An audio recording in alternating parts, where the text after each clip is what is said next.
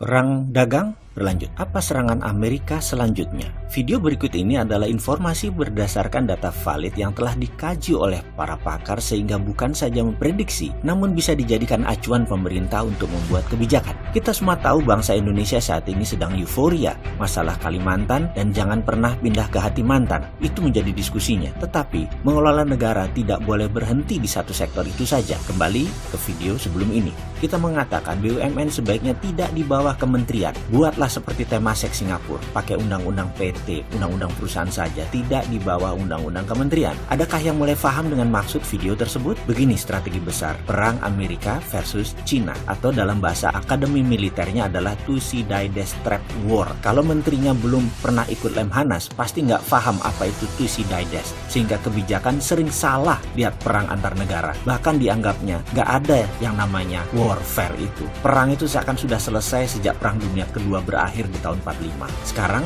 ke topik perang dua negara. Kita bahas Thucydides di chapter yang lain. Itu juga kalau pada minat pejabatnya. Amerika mulai menunjukkan taringnya saat ini ketika leader of the pack, Amerika itu ditantang oleh negara Cina. Apa yang dilakukan Amerika berikutnya? Amerika saat ini sedang melobi WTO, di mana Amerika menganggap perusak sistem ekonomi dunia saat ini adalah BUMN melawan swasta. Itu level playing field-nya berbeda. Sekali lagi, BUMN adalah regulator, ditambah kalau dia BUMN-nya kementerian, dia juga regulator. Melawan swasta yang cuma user daripada regulator. Jelas tidak seimbang. Amerika saat ini melobi WTO agar BUMN di bawah kementerian menjadi haram. Hartanya, uangnya disebut odious money atau uang najis. Tujuannya adalah Amerika ingin membekukan aset Cina yang didapat dari uang BUMN. Dengan demikian, kering dolar di tangan Cina karena tidak bisa digunakan. BUMN Cina akan ditarik karena BUMN Cina adalah war tour-nya obor. Itu targetnya Amerika. Kalau strategi Amerika melobi WTO berhasil, maka imbasnya akan ke Indonesia. BUMN Indonesia yang di bawah kementerian akan dibukukan juga dolarnya. Pertamina bayangkan tidak bisa impor minyak lagi. Dan apa yang terjadi jika Amerika dan Cina hanya dilihat kacamata perang dagang? Ya bubarlah Indonesia.